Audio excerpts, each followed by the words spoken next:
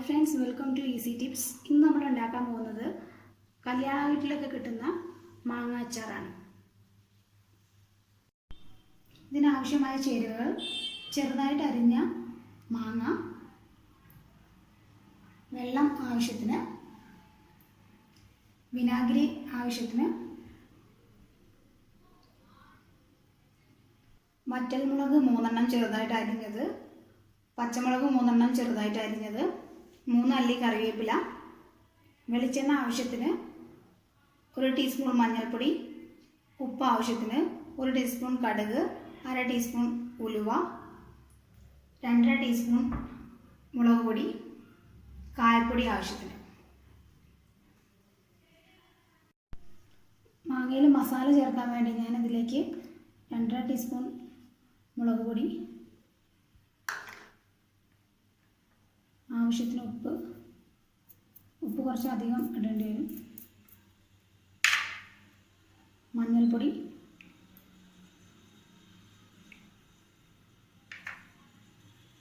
അരിഞ്ഞു വെച്ചിരിക്കുന്ന പച്ചമുളകും കൂടെ ഞാനിതിൽ ഇടുന്നുണ്ട്. ഇതിലേക്ക് ഞാൻ വെള്ളം കൂടെ ആഡ് ചെയ്യാണ്. 1/2 ഗ്ലാസ് വെള്ളം മതിയാവും. എന്നിട്ട് നന്നായിട്ട് മിക്സ് ചെയ്യണം. ഇതിൽ ഞാൻ അച്ചാർ പൊടി ചേർക്കുന്നില്ല.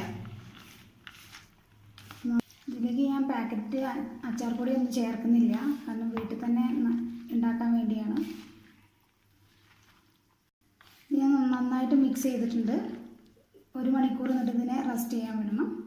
എന്നിട്ട് ബാക്കി നമുക്ക് നോക്കാം. ഇതിനുവേണ്ടി ഞാനൊരു പാൻ അടുപ്പത്ത് വെച്ചിട്ടുണ്ട്. പാൻ നന്നായിട്ട് ചൂടാകുമ്പോൾ ഇതിലേക്ക് വെളിച്ചെണ്ണ ആഡ് ചെയ്യാം.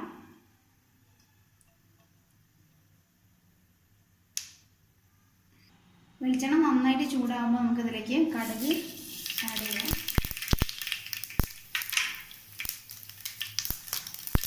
ഇതിലേക്ക് ഉലുവ ആഡ് ചെയ്യാം.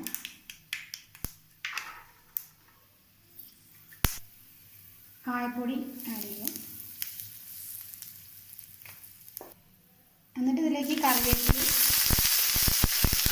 പച്ചമുളക് ആഡ് ചെയ്യാം. ഈ ഒന്ന് ലോ ഫ്ലെയിമിലാക്കിയിട്ട് പതുക്കെ ഇളക്കി കൊടുക്കാം. നമ്മൾ ഏകദേശം 1 മണിക്കൂറോളം റെസ്റ്റ് ചെയ്യാൻ വെച്ചിട്ടുള്ള ആ മാങ്ങ അതിലേക്ക് ആഡ് ചെയ്യണം.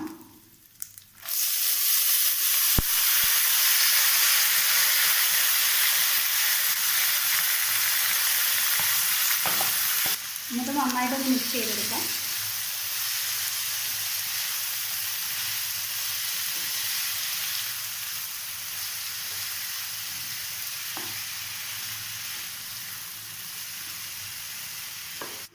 ബാക്കിയുള്ള വെള്ളം കൂടെ ഇതിൽ ഒഴിച്ചിട്ട് നന്നായിട്ട് മിക്സ് ചെയ്തിട്ട് ഇത് അടച്ച് വേവിക്കണം. കൂടുതൽ സമയമൊന്നും വേണ്ട, ഒരു 2 മുതൽ 3 മിനിറ്റ് വരെ മതി.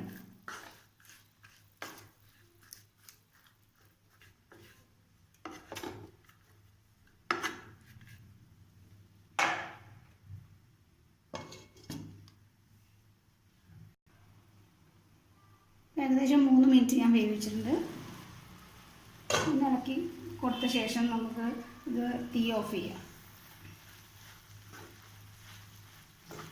അതിലുള്ള വെള്ളമൊക്കെ നന്നായിട്ട് വറ്റിയിട്ടുണ്ട്. ഞാൻ സ്റ്റവ് ഓഫ് ചെയ്തിട്ടുണ്ട്. ഇതിൻ്റെ ആവശ്യത്തിന് വിനാഗിരി ഒഴിച്ച ശേഷം ഇത് തണുത്ത ശേഷം ബർണിലേക്ക് മാറ്റാം.